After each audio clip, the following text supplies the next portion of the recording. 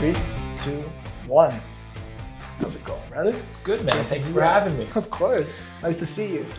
So what's going on? How are things? Things are pretty good, considering all the craziness in the world. Things are pretty good. Yeah. What's going on in the world of Levitt? The world of Levitt. Levitt is done. Levitt is over. He's spoiler alert, transcended, and he is living his best life with Octavia there. So we got to put that in the comments section. Spoilers. If you haven't watched the 100. Levitt spoiler alerts for the 100. Make sure Danny doesn't watch it. There you go. Yeah. Danny's in there right now. He's like, damn it. I'm not watching it anymore. Tell us, talk to us about that. How did you even come across that role? The 100. Well, the 100 was a funny one because I actually watched the show prior to auditioning for it, and it was just a regular audition that I got, and I sent in a tape. And to be honest, I thought the tape was not good. I didn't like the audition at all. And then it went a month and I didn't hear anything. And I was like, that makes sense because the tape wasn't very good. But then all of a sudden I got a call from my manager, and they were saying that production wanted me to do another tape and with a couple of notes. So I did. I sent it in, and then a couple of days later, I got the call that I had booked. Right. And then very shortly after, they were flying me out to Vancouver, and we were joining the show. That's awesome. So just to pick up on what you said, are you a big critic of yourself when you're doing these things, when you're recording, or do you watch it again and you're like, shit, I could have improved there. Absolutely. Why did I do that? Yeah. To a very annoying degree. Yeah. I'm my own biggest critic. Even once the show airs and I'm watching the show, I can never just watch it to enjoy the show. I'm always sitting there and I'm like, what was that eye twitch? What was that? What the hell was that type thing? So I'm always judging my performance. And the truth is there's always more that can be improved, right?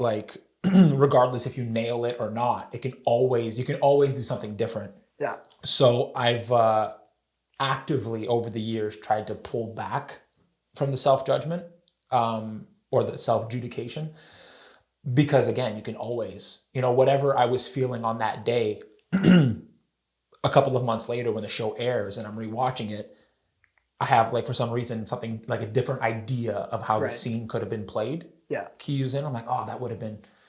It's a rabbit hole that I tried my best not to fall into. Yeah, I think it's important. Even when I go into a meeting, or if I'm having a client come to us and we're talking to them about solutions or whatever we do, it's why did I say that? Why did I even why is my posture that way? Right. I think a lot of it is so subconscious. You don't even realize it. But you actually see yourself doing it. That's your performance. That's it right there. So it's I could see how that could be really difficult. Is how do you handle that pressure? How do you handle the pressure of, okay, we're rolling, we're live, let's go? That's a good question. I think on the day, it's just, you have to just do it, right? So they yell action and there's very little time to think about that kind of stuff. It's just, you connect with your fellow actor and you go through the scene, and what happens. I think for me, when I'm watching things back, it's different than when a fan is watching the show, because I know what I was trying to do, or what emotions or what message I was trying to relay. Right. Whereas the audience, you might watch it and see one thing, somebody else watches it and sees a different thing. So it's very different. But for me, I specifically know what I was going for. Right. So it's different when I watch it back and I'm like, okay, yeah, I hit that the way I wanted to, or didn't really translate the way I intended it to. Right. Right? Because when I watch it with people, I'll be like, oh, what was that? And they'll be like, what are you talking about? And I'm like, don't worry, did you like it? Perfect, no problem. I agree. It's funny because that just do it mentality, it's so important for any entrepreneur. And I consider you a friend. We know each other, but I consider you an entrepreneur. You're constantly reinventing yourself. That's what we just talked about, right? Right. But when we used to go on stage and present, we're invited to present on a topic in front of a group of people. you always have that little bit of nervousness, like those nerves just before. But I found as soon as you go up, as soon as you start talking, you're delivering what you got to do, it just goes away. It's that taking action that just makes that fear go away. I consider it fear sometimes that, cortisol gets released and the fear gets heightened. But yeah, that's awesome. So beforehand though, for me, at least when I'm presenting or doing something, my confidence comes from like my preparation, right? Like what I feel I've done behind the scenes, right? How much of that is true for you as an actor? The preparation behind all of it. Yeah, 100%. I mean, that's everything, right? Like you prepare as best you can, and then there's always still going to be nerves. I can't even imagine the stress of getting on set unprepared. Right.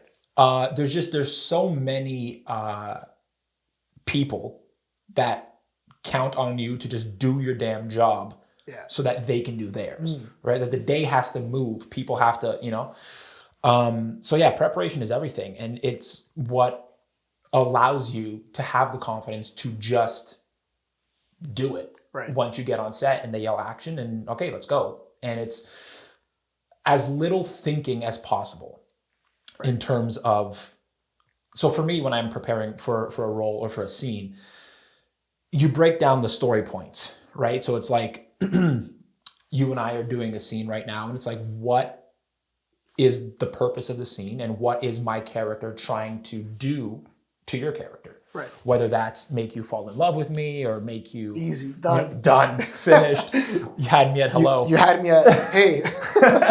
But yeah, right. So like, for example, if my character's goal is to make you fall in love with me, I have to know that going into the scene. Right. Because there's a different way of speaking in terms of, there's a different way of speaking, there's a different physicality of trying to seduce you than there is if my character is upset and trying to push you away. Right. Right? Like you're going to approach it differently. That's awesome. So if you don't know that, if you don't prepare and have that work done, then you don't really have a game plan going in to the day. And then that's when it gets complicated with like directors and stuff, because they'll come up to you and it's like, try it like this. And like the really good directors will direct you even when you are hitting the story points, and they'll work with you to get the best possible performance. Right. But something that directors really hate, as they should, is when you're like way off the mark. Right. And they have to kind of do your job for you and be like, no, what's happening here is this. Right. So yeah, coming in prepared is everything. How much of like what you just said and you have a specific target, specific objective, that's your goal, right? Yeah. How much of that is you set your goal and it's like, I need to do this, X, Y, and Z, and I need to execute on it. Did you watch the Last Dance by Michael Jordan? Yes, I did. Not by, I don't know if it was by Michael Jordan or who it was by, but around that whole era. Michael Jordan, one of the things I caught about this whole thing about how he treated every single discipline, going to the gym, practice, the game itself, is he was doing his job. Yeah. How much of that is, if you just break it down so simple, it's like, yeah, how much of that is just, I got to go out there and perform. It's not so much a performance or whatever, but I have to do my job. Yeah. And this is what's in the, box of what I have to do here. 100%. Right? Yeah, that's exactly what it is. It's go out there and do your job. And there's certain things that it's like, for example, you love to act and you love to make it as genuine and as possible. But there's certain things where it's like, just get it done. Right. And it's. What's an example of one of those things? Well, that's a good question. While you're thinking about that, like something for us. All right, we might not want to make, like in our business, we might not want to make 100 phone calls in the next 2 to 3 days. Right? We might only want to do 50 of them. But it's when I talk to my team, it's like, that's your job though. Like you got to make those phone calls. Otherwise, you're not going to talk to the clients, potential clients or whatever. Right. It's part of the nitty gritty part of the job that you may not want to do, or we're preparing the paperwork, right? Where that's not something we're excited to do. we're excited to show you the property or finally get you the solution you need. Right. So what would be something like that you feel it's just, you got to get it done. Like yeah. Well, one of those main things is within the preparation, like the hours and hours of studying that goes into preparing a scene. Right. And it's like a lot of that is tedious. Right. And there are ways to half-ass it. And then there are ways to do it properly. And the way to do it properly takes a lot more time. So, for example, I just had an audition recently. Can we get an inside scoop for what? For Charmed. For a show called Charmed. I heard it here first. I just recently had an audition for Charmed. And I play a character that... They give you very little information. Okay. Right? So an audition is a perfect example because there's no excuse for bad preparation when you have the job and you're on set. Right. Because you have the entire script. You have the directors and the producers you can talk to if you have any questions. When you have an audition, you have just the 1 or 2 scenes that they give you, and you have a little blurb about your character. Okay. And that's it. Right? So my character was confident and easily charming and just basic stuff. So you can't really get anything from that except for a general personality perspective. But then in the scene, it was 2 very simple scenes. One was just an introduction of the character, and the second one is he's in a lecture hall. Okay. But in the introduction of the character, one of the characters calls out a sweater that my character is wearing that's from a high school. And it's just a quick little moment where the one person's like, oh, you went to that school? I'm class of whatever. And then I'm like, oh, no way. I graduated in 2018. And that's the whole scene. So on the surface, it's a very simple, very basic scene. But what I ended up doing was I actually researched the high school. Right. That my character went to. He was an athlete. He played soccer and lacrosse for that school. So on the web, luckily, it was an actual high school. So on the website, there's an athletics tab. Right. And I literally read, this is the only athletic section of anything I've ever read in my life, and it was for a role. Like if I'm on a team, I'm not reading anything. I just skip to the bottom, accept, sign, right. There you go. But I read it for this character. So I read the athletic... the school's athletic, whatever, rules or protocol, whatever. Right. And there's a lot of stuff in there that gives you clues as to what the character is. So for example, the rules of playing on the specific high school is you can't drink, you can't smoke, you can't do any of that, right. Or you get suspended. This is all real stuff from an actual school. If you're even in the environment of people who are smoking and drinking, you're suspended. Wow. Because remember, it's a high school, you're all underage.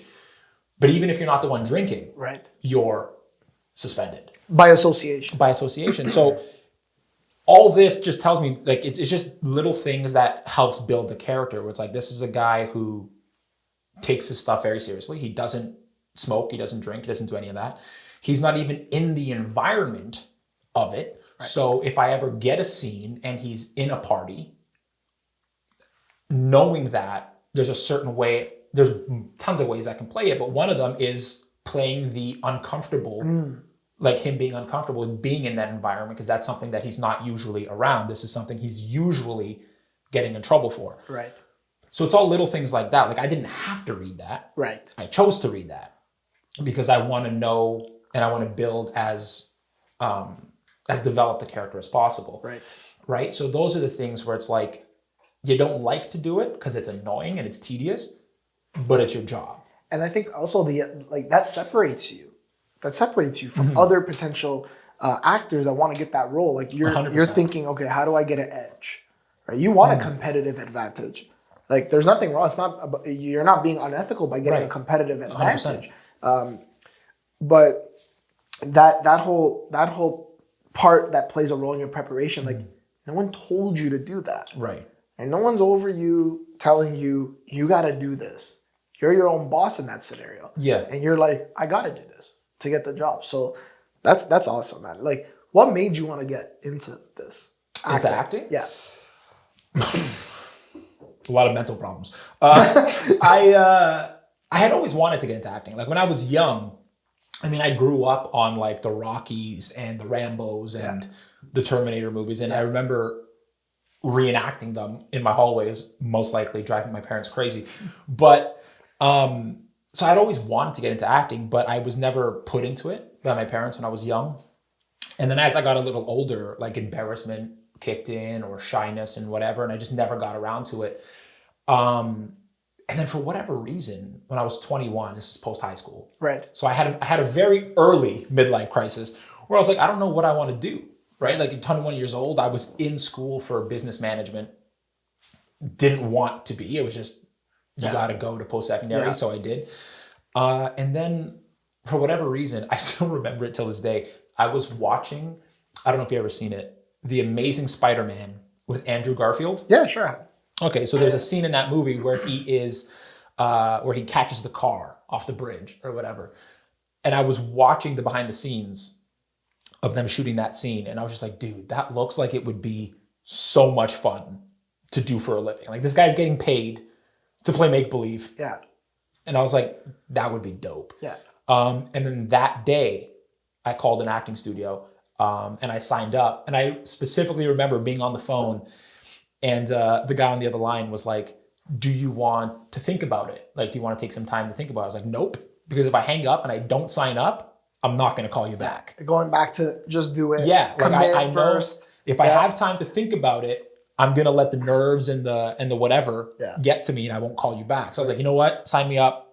This is such good stuff right now. Yeah. These are all the principles that make you successful. Right. You're doing them, whether consciously or unconsciously, you're doing them. And that's the funny thing, right? It was all subconscious. Like it wasn't a conscious decision to be like, oh, I need to just jump in because then it'll lead to, it was like, no, in the moment, something is telling me that I need to do it now or else I know myself and I'm not going to pull back. Wow.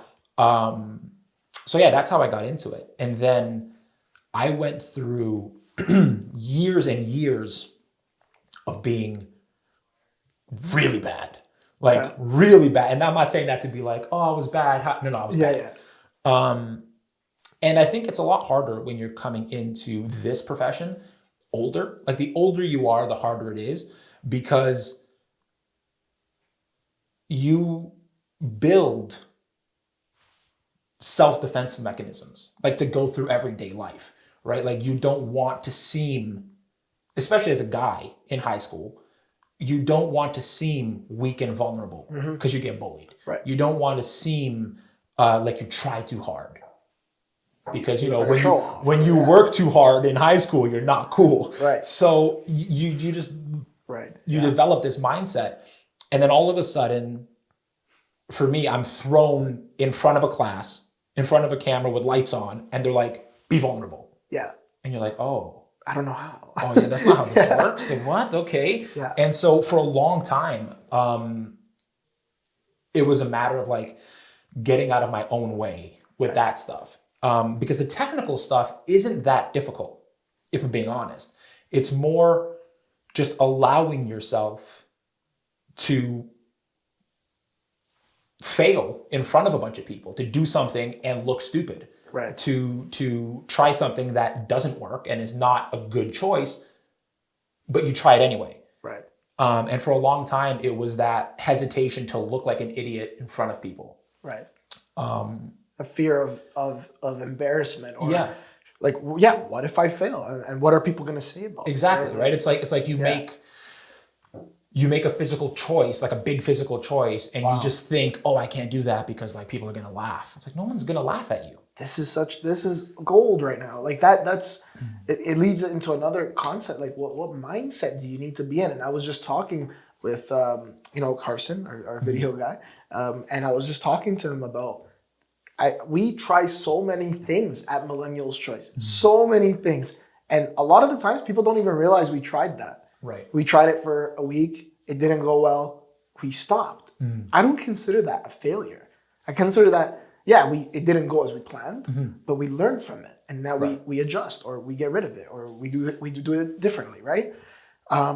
That's so gold. That's why I consider, again, you an entrepreneur. Like you're going through that. You are the brand. You are the business, right? So what mindset do you need to have? Like if someone who's watching this is an up and coming actor, specifically in your field, what mindset do they need to have?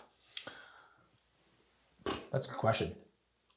It's a lot of things combined, but I think, well, first of all, like you have the obvious, you have to work hard, right? Like to not sound like a fortune cookie, I'm not going to say hard work, because that's a given. Hard work prevails. Hard work. The lottery tickets are on the numbers are on the back of the But you know what I mean? Like so the hard work is the given part. You got to work. Yeah. But put in the work. I think the most important thing is you have to be, you have to persevere. Like you have to have that, like, I'm willing to stay in it for the long haul mindset. And patience and perseverance, I think, are the two most important qualities. Right. Because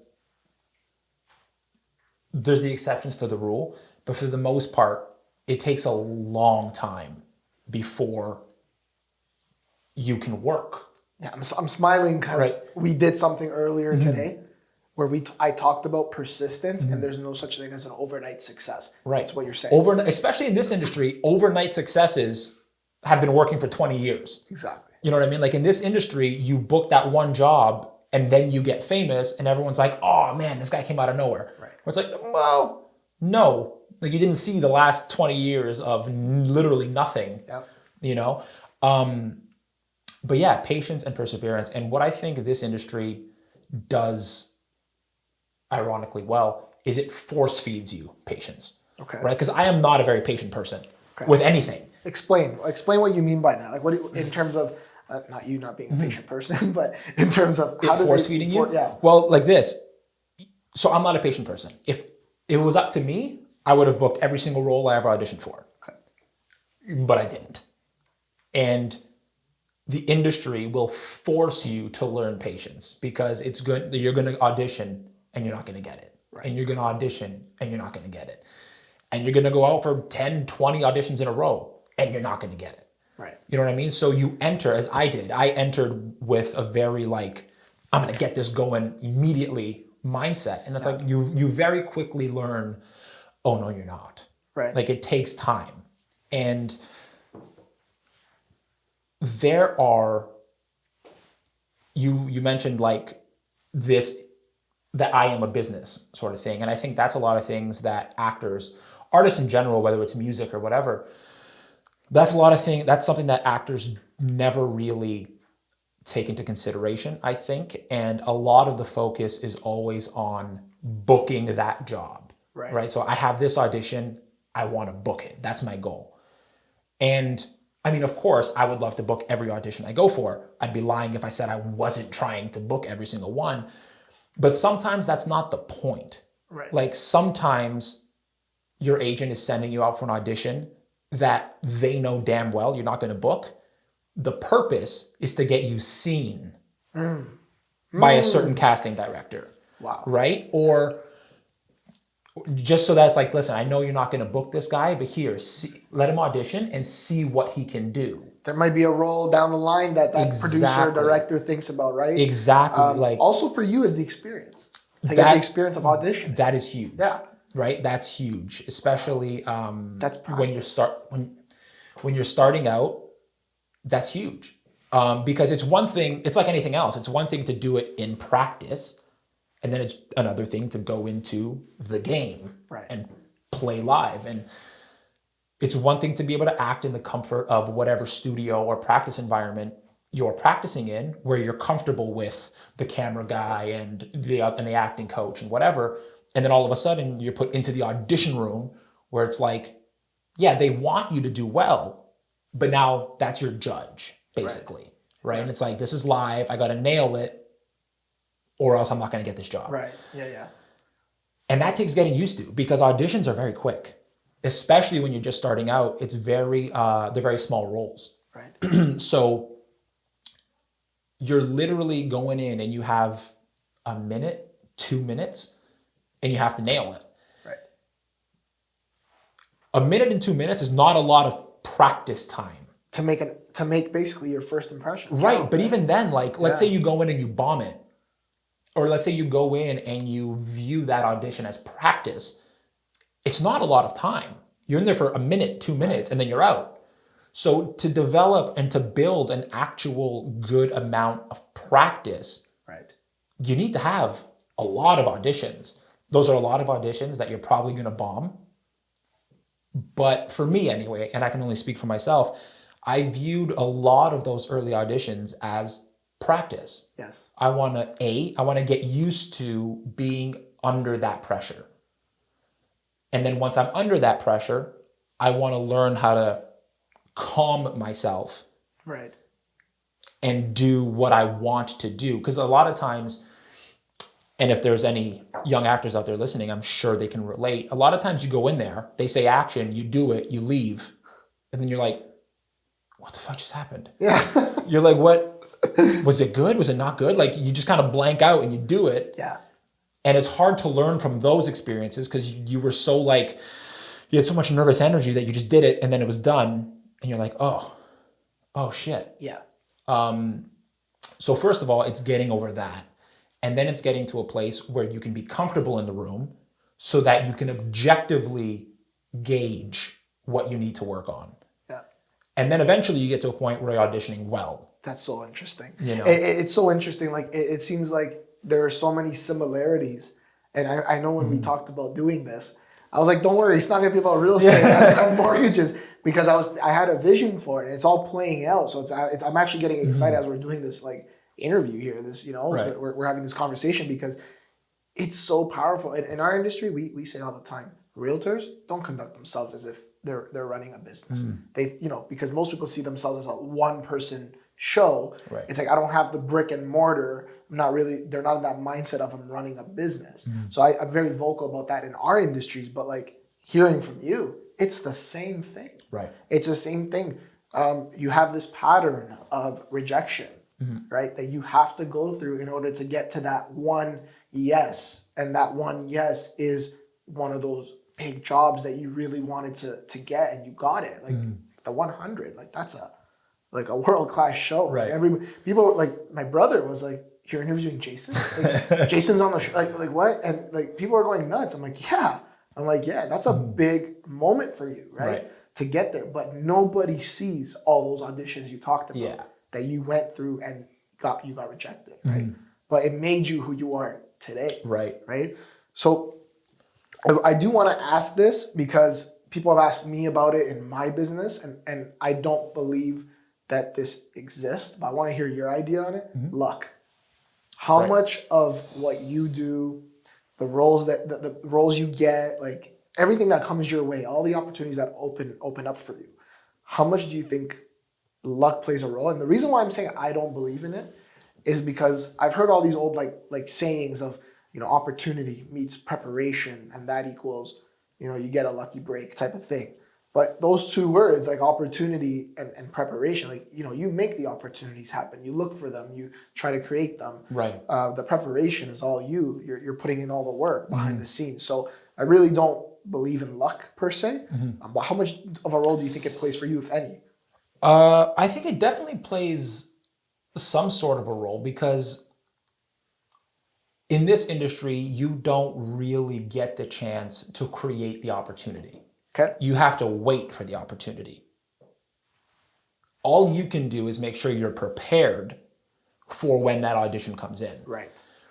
But luck, in terms of you getting an audition that is perfect for you.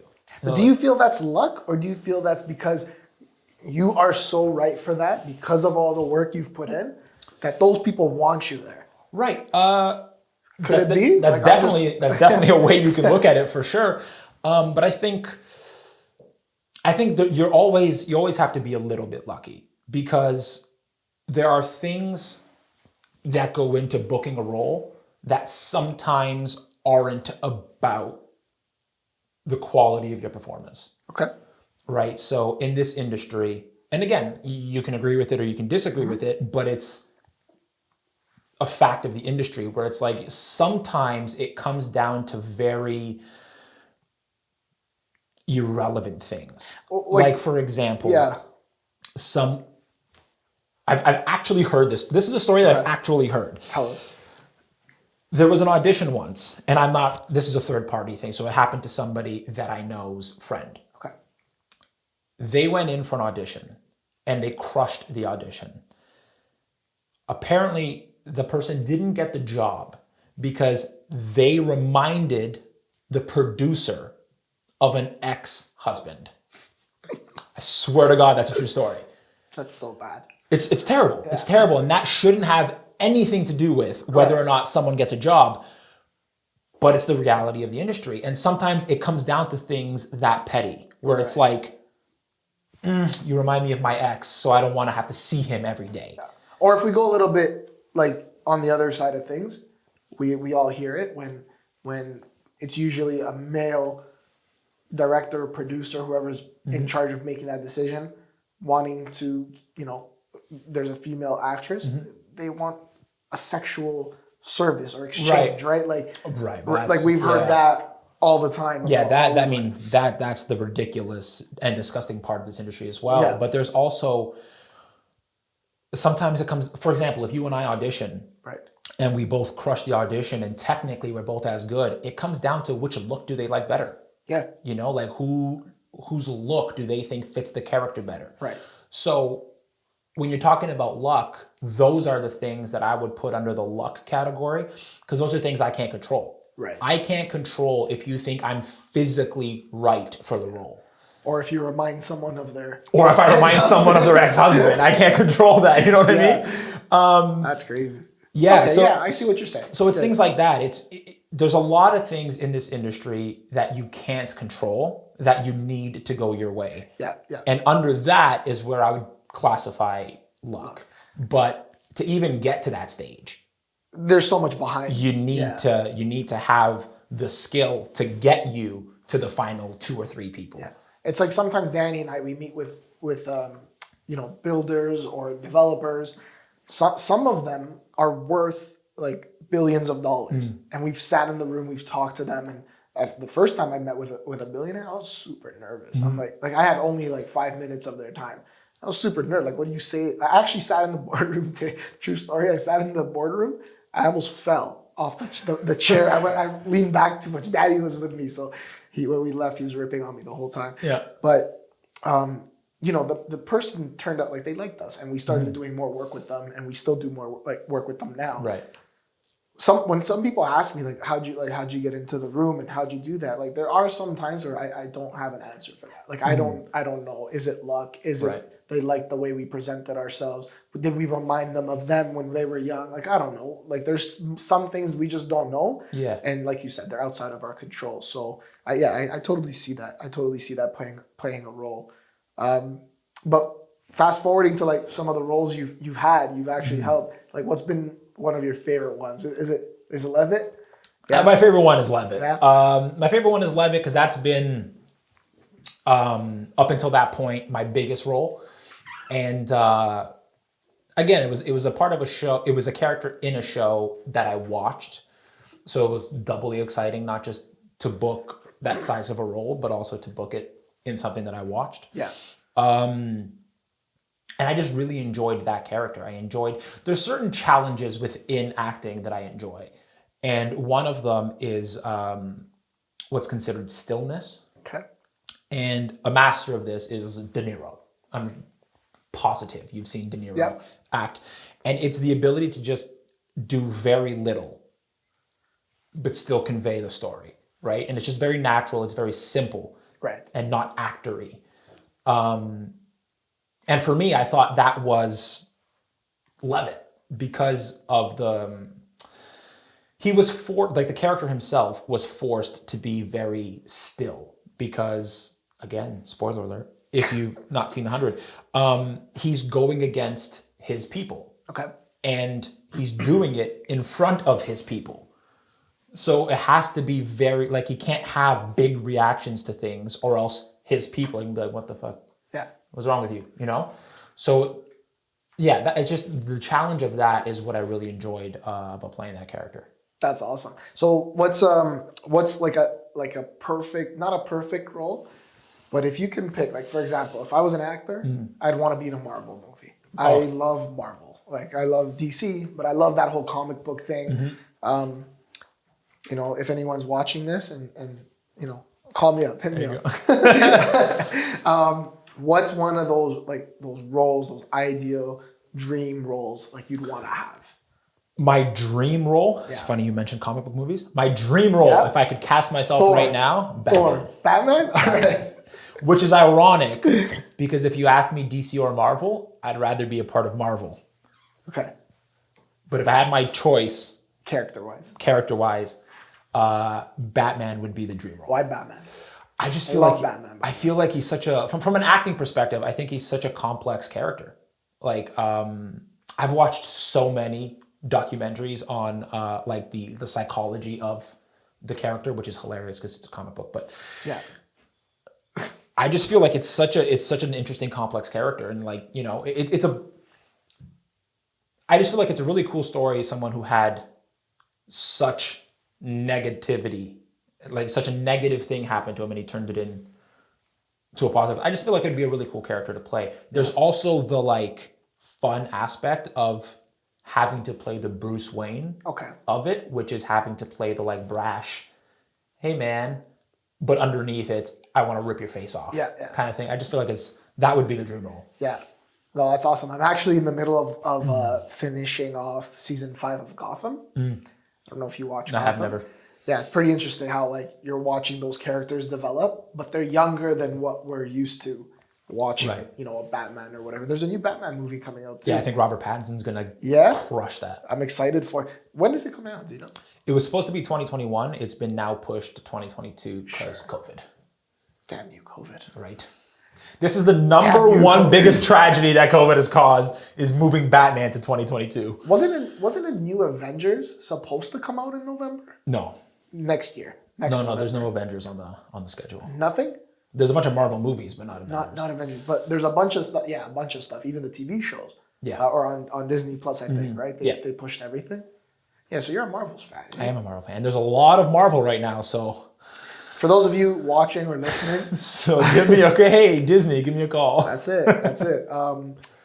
It's funny, last night I was about to spend like $1,300 on Marvel. This is a truth. What the hell were you going to buy for $1,300? Sarah wasn't home. See? This is where it all starts. Okay. The wife's not home. I'm spending $1,300 on Marvel. So I start going on Amazon and then I start scrolling through. I don't know how I came across the Hasbro Marvel's Legends stuff, and they had like the Thor hammer.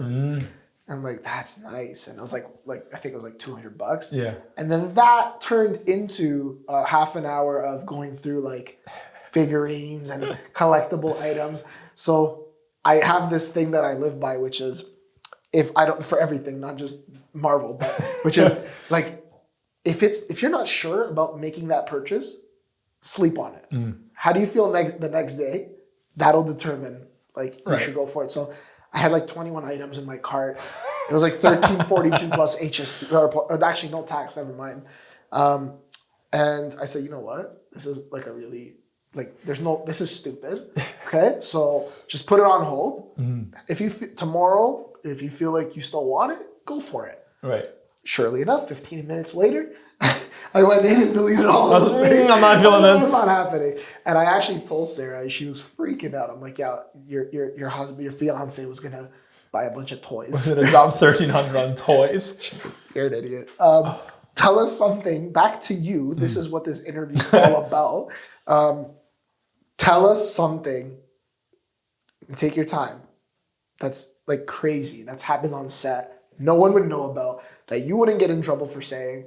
No one would get in trouble for saying, but we need to know. It's exclusive for MC. Here's an exclusive. Okay. That I've never told. It's not crazy. Because nothing crazy happened on set. But it is hilarious. And it is making fun of myself. Tell me. So I'm allowed to say it. Again, spoiler for the finale of The 100. We were shooting that transcendence scene where Levitt is shot. He's on the floor. Yes. He's carried out. He's carried out, and then he's down on the floor, and he starts to transcend. Okay? Here's a Millennial's Choice exclusive. Okay. We were shooting for hours, I'm trying to make myself not sound as bad. And the time we were shooting has nothing to do with this story. So it's not going to make me look any better. Okay. But we were shooting for hours and we were on this wet ground and we were on a downhill. Okay. So head was pointed down. The way they wanted the transcendence to look is they wanted it to look like you were being pulled from your chest. Right. So you couldn't use your hands. You had to try and like... So I'm on a decline. So the effort it takes to pull myself up is like a bit harder of a sit-up. So true story. This is what happened.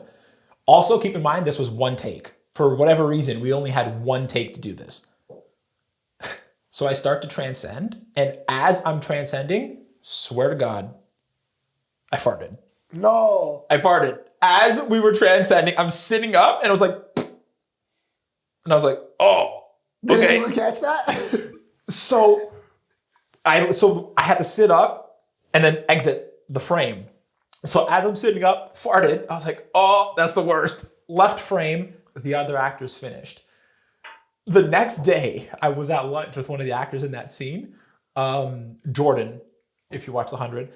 And he's like, dude, I gotta ask you, did you fart yesterday? And I was like, oh my God, like, yes, I did. Yeah. And he's like, I wanted to laugh so hard, but it was only one take. And he's like, I had to keep it in. Oh my I was like, that was the funniest shit. Because then I had to go back and do ADR, because the mics picked it up. Yeah, 100%. For sure. So they're sitting there. You just imagine them sitting there in the editing, listening to the fart on replay, and they're just like, let's erase this. Carson's laughing. Oh my gosh. I don't even know how you held it together. You still finished the scene. Well, I was done. That moment, I get up, and I'm like, it's happening. And then I had to leave frame. So I was done, and I'm sitting there off camera, pissing myself. Yeah. Like just pissing myself. Obviously, I was conscious enough to not look at the other actors as I was laughing. But oh my God, hilarious. I was like, Jesus Christ. That's funny. That is funny. There's only 50 people around here and Mike's picking this up. Yeah, no problem. All eyes on me. I'm about to transcend as a what is it? As like you're transcending into the higher existence or whatever. Yeah, higher version of. I had to get one last one out before he transcended. It's actually quite ironic if you think about it. It's quite ironic. It's like, man. All right, leave that filth behind. They should have kept it. Yeah. Oh my gosh, that's a good blooper. That's cool. That's very cool. Thank you for that. Absolutely. That's a laugh. Tell me about your auditions. How many did you have to go through to get to like this role at the 100 Levitt? How many did you go through? I have no idea. Ballpark. If you had to put a range to it. Maybe over 200. Wow. That's certainly over 100. Yeah, it's been a lot. So I started acting when I was 21. And then, like I said, I was really bad. And again, to just quickly go back to like treating it like a business, I didn't want to jump into it in terms of getting an agent and auditioning before I felt the product was ready to be shown. Right? Because there is a reality that if you get seen by some of the top casting directors and you're not ready, you get blacklisted for a time being anyway. They look at you, they see your audition like, oh, he's not good enough for these kind of roles. So they stop calling you in. Right. So this is something I was always aware of. So I wanted to make sure that when I got an agent and when I started auditioning, I felt like I was in a good enough place to do that. Right. So I started when I was 21. I think it was about 24 years old before I got an agent. Once I booked 100, I was 28. So there's 4 years. 4 years in between when I first started auditioning to when I booked the 100. And I booked like one or two really small things in my first year. And then I went 2 full years of not booking a single job. Wow. So 2 years without a paycheck. 2 years without a paycheck. If I want to just... Yeah. 2 years without a paycheck. And I went to 2 full years. Actually, no, that's not true because I was working at the time for Weston's Bakery. Okay. Technically, I owned my own business. It was distribution rights with Weston's Bakery. Okay. So what that means for people listening is there's a given area. So let's just say downtown Toronto. Right. So I owned the rights to distribute Weston's Bakery products, so like Wonder Bread, that type of stuff, Okay. to downtown. So I would work nights. I would work like from midnight till like noon. So I would work the night. And I was doing that for the first few years that I was auditioning.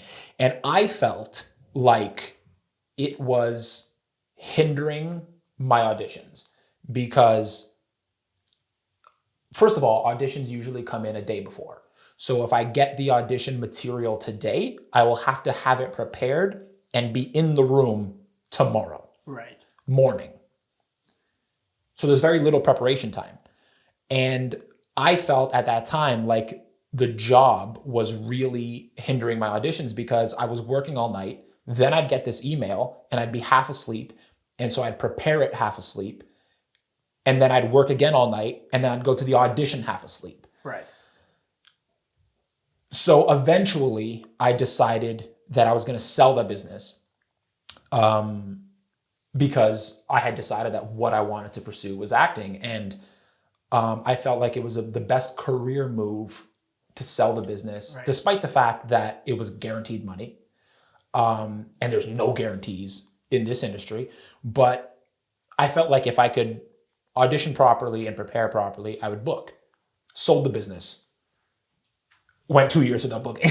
Yeah. So that's how that happened. Yeah. So I sold the business and went 2 years without booking. And then, and that's what I mean by the industry force feeding you patience. It's like, I've always been very good, not in everything, which is ironic. It's one of those, maybe you're made for this kind of things where it's like, I'm not, the way I view the acting industry, I don't view any other thing the same way. Like if I am trying to be a good soccer player and it's not happening, I just leave it behind. Right. If I am trying to become a real estate agent and I can't do it, I just leave it behind. Right. But for some reason, no matter how many times it looked like acting wasn't working out, I just stayed with acting. And then eventually I ended up starting to book. Like 2019, so literally the year that I booked 100, I had literally nothing from 2016 to 2017. Those 2 years I had nothing. Right. 2018, at the start of the year, I booked my first movie. It was called Nose to Tail, and I played a food truck operator. Nice. And then that was it in 2018, with the exception of commercials. I booked quite a few commercials in 2018.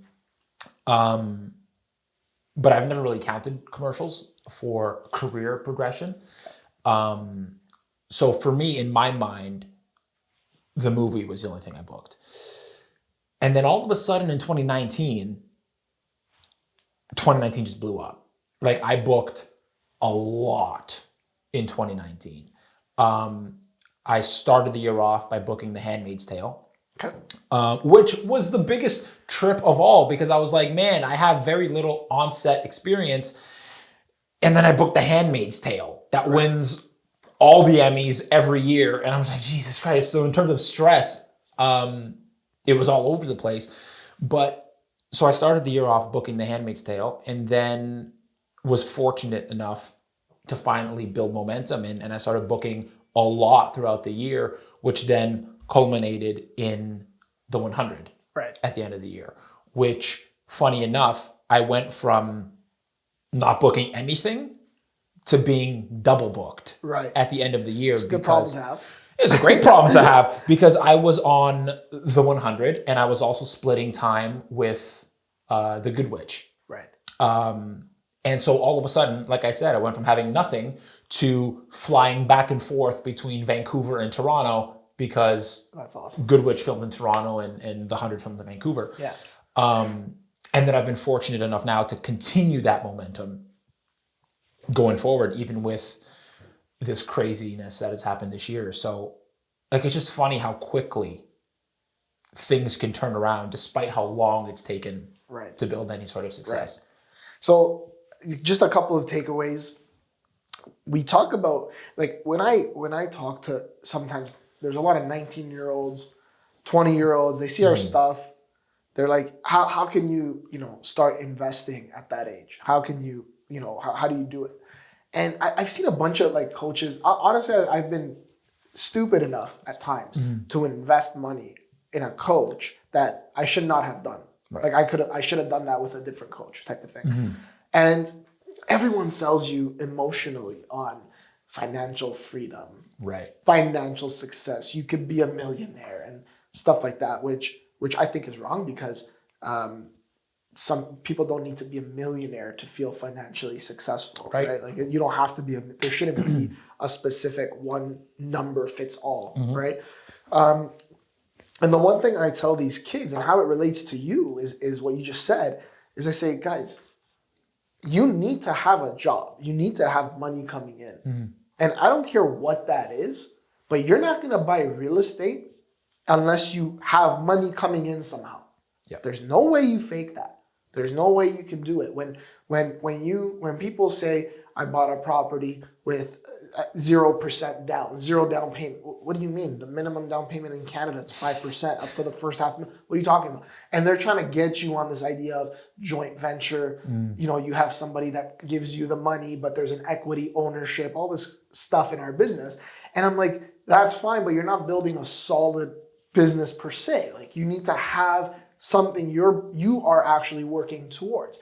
When I bought my first condo, I was working 2 jobs. I was working at Johnny Rockets, doesn't exist in Canada anymore, or at least in Ontario that I know of.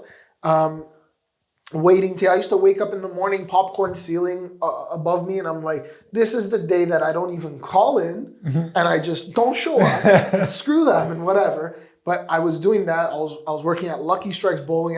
Doesn't exist either. You're aging yourself. Yeah, aging yourself. And I used to do that, paid for my own school, my own car, all these different things, my own investment. And I don't hide it from this next generation. We're like, you got to put in the work. You got to work. You got to have some income coming in. Same thing with you. Okay, you're working on what I just learned about you right now, which is, you could tell from when you're speaking, that's your passion. The reason why you might not pursue the example of being a soccer player, if you find you're not good at it, is because it's not that you're not good at it, because you could work towards that skill. But I think personally, it's not what you want to do.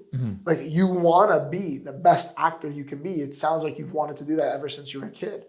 Right. So you're on that trajectory, and so the takeaway that I got was, you were doing what you had to do with Weston Bakery, with those exclusive rights to just generate an income to survive. Right. And then at the same time, you were willing to make those sacrifices of not getting a paycheck from acting just so you could improve and invest in yourself those years to get that role in 2019. Yeah. And like you said, you had other roles, but that breakout role, I would call it, right? That major role on the 100. Like, correct me if I'm wrong. No, for sure. Yeah. For sure. And actually, like, to touch on, you had mentioned investing in coaches and whatnot. And I just wanted to very quickly touch on that. There's a weird ideology that I've come across through my years of training when I speak to other actors that I've been in classes with and stuff. And there's this weird mindset that I feel like only actors have, which is that you don't need training and you don't need coaching. And I've never heard this in any other industry, where it's like, no, I don't need to learn how to do that. You're either just born a doctor or you're not. Like, there's no school you go to. Like, but for some reason in acting, there's a lot of people with the mindset of, oh, you're either just naturally a great actor or you're not. And sure, for some people, it comes a lot more naturally than others. But I'm a perfect example of that's not an accurate statement. Like, I was, again, really bad. And through years and years of, for me, it was an acting studio. Where I would go, excuse me, and I would take classes. And over the years, develop the craft until eventually I was good. But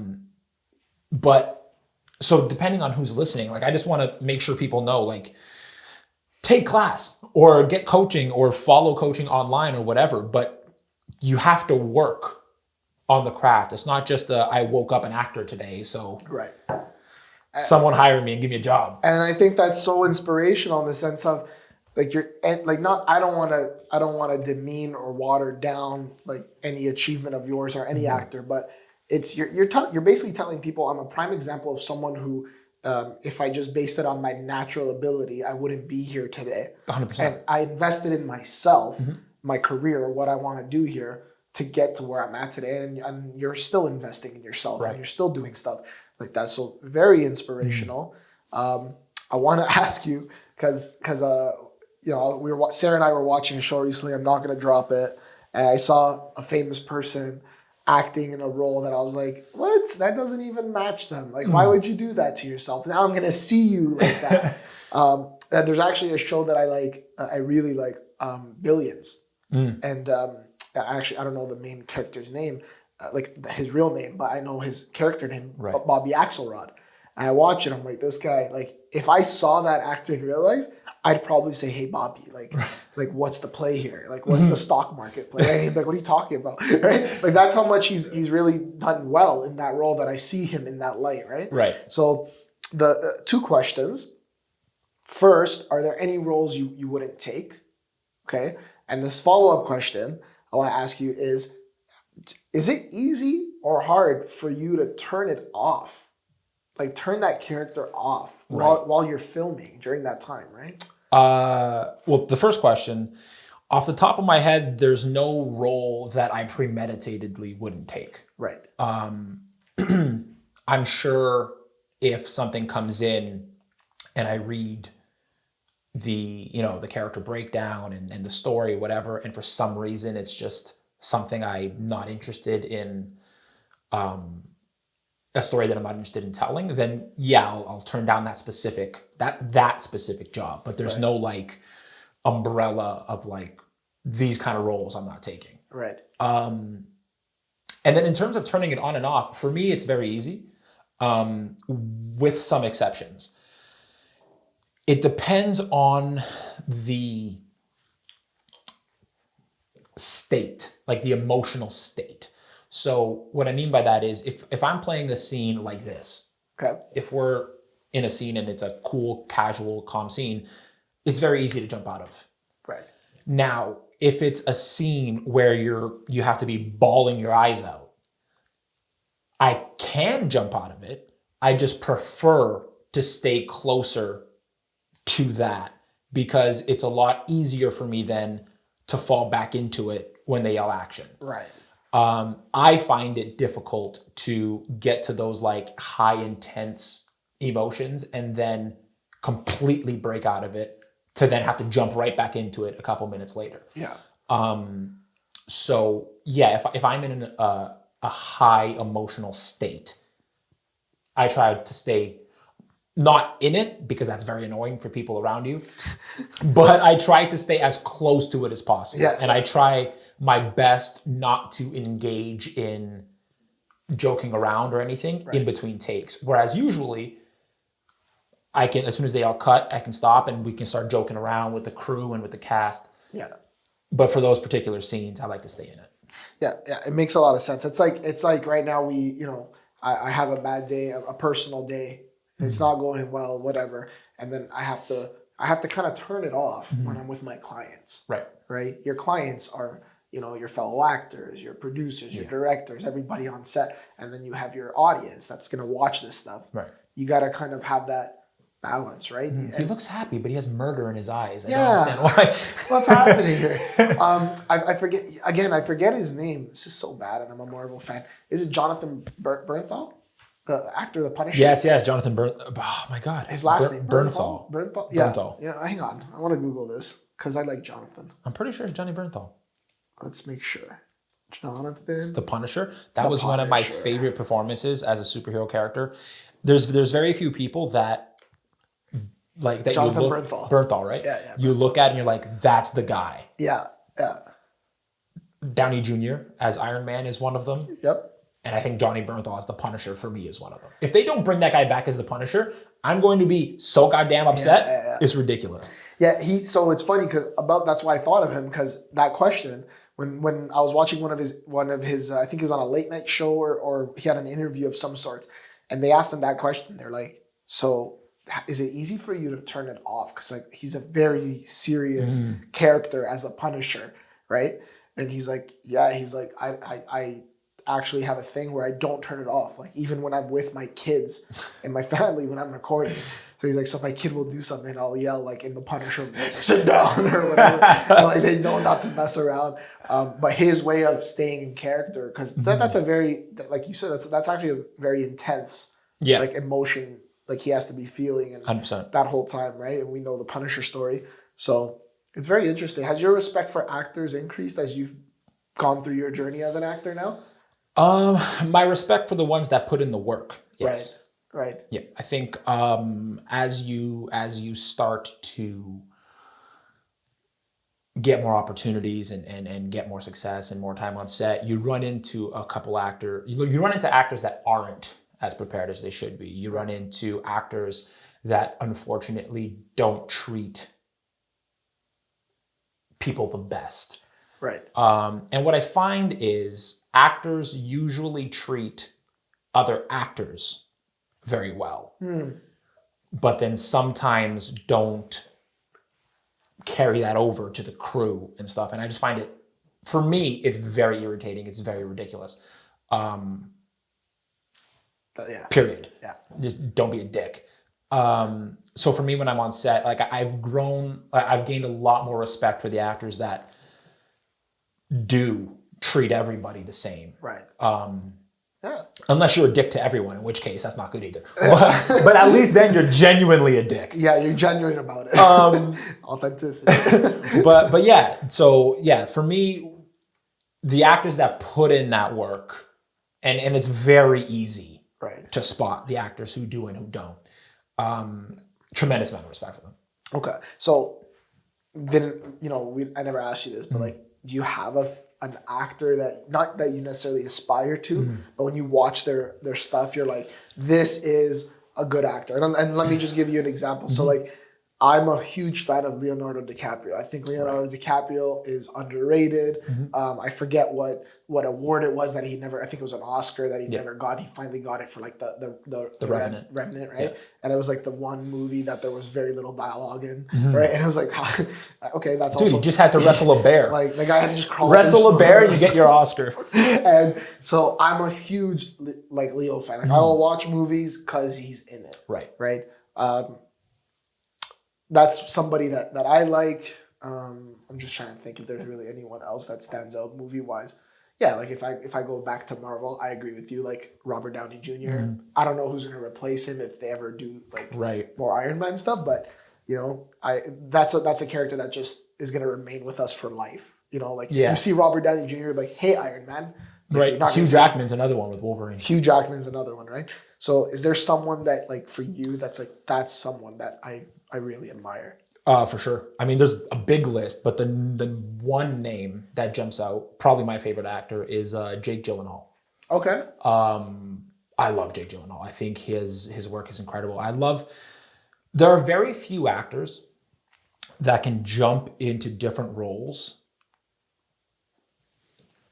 and you have a hard time seeing the actor. Like, DiCaprio obviously is incredible, but I always also see DiCaprio.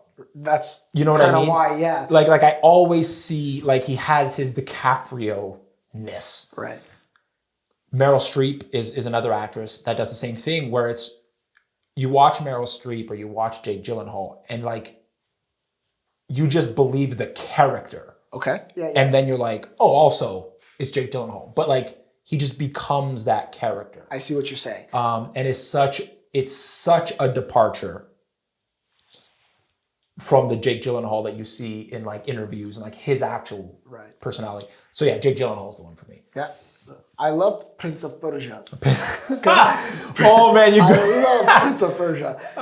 Actually, I enjoyed it, but I see what you're saying because now that you said that, I'm thinking Prince of Persia.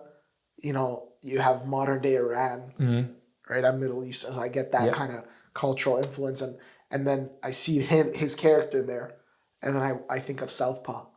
Southpaw. And I'm like, such different. Dude, you look at Southpaw, and then you look at Nightcrawler. Yeah. And then you look at Prisoners, I think was the movie he did with Hugh Jackman. Right. They're all so different. But they're so, I get what you're saying. They become that character very well. Where, yeah, like now that I think of it, even for Leonardo DiCaprio, like I like watching him acting versus his character. Right. Like I want to watch Leo. Right. Right. How he does it. Like Wolf of Wall Street, I felt he was absolutely hilarious. Yeah, like he was just awesome in it. Yeah. But now he does put a lot of work in his craft. But again, he has that, like, I don't want to say it's that star power because so does Jake. But yeah, I'm watching it for Leo, whereas I'm not thinking, how does Leo do in this role? Right. Whereas Jake, like you're saying, like he can play so many different ends of the spectrum. Yeah, and he doesn't. What I love about Jake Gyllenhaal is you take like his physicality and the way he is in Southpaw. Yeah. And then you compare it to Nightcrawler. And there's little to no crossover. Right. You know what I mean? Like there's little to no crossover. Yeah. That's what's impressive for me. Is he changes. I think he's great. No, that's fantastic. Also, the Jason Diaz guy is fantastic as well. Jason Diaz official. what is your handle on social and how can people find you? My Instagram is I am Jason Diaz. Nice. And that's the only social I have. What if someone wants to book you? Wants to book me? Oh, you contact us. We'll contact Millennial's Choice. Yeah, we'll contact you. And then they'll contact me. Okay, I want to get into this because we know your fiance, soon to be wife, right? Kim. We love Kim, right? Sarah's really good friends with Kim. So you had a scene in the 100 with Octavia. Yeah. Obviously, right? Now I don't want to get into like that scene. It was obviously a passionate scene. Like it was supposed to be a passionate scene for the show. Right. But what would you tell like up and coming actors who, or even people in general? Like we're watching it. It's like, you know, Jason has to kiss another woman, and Kim's here, right? Like Kim is his wife, his support system. Yeah. Right. There's obviously things that can cause problems. Right? Yeah, for sure. So like, and we've heard it in Hollywood. I mean, I don't know, like Brad Pitt when they did Mr. and Mrs. Smith, right? Yeah. There's the issue with Jennifer Aniston. He left. He went with Angelina Jolie. Like some people claim it was during their time on set. Right. Right. Yeah. So like, what would you tell like an up and coming actor who is similar in that relationship? Again, you're doing this. It's part of your role. There's no feelings. It's part of the role. How do you tell them? Like, what do you tell them what advice do you give them to like deal with this sort of thing? Well, the answer is the same for both. It's a very big misconception surrounding those scenes where people have this idea that it's very sexy. Right. It's really not. Because when you watch it, you watch it like, oh man, that must have been like so hot or whatever. It couldn't be further from the truth because I'm not sure about you, but I'm not a big fan of kissing somebody with a giant camera in my face and 5 people lined up beside you. And then you got the director and the writer all looking at the monitor.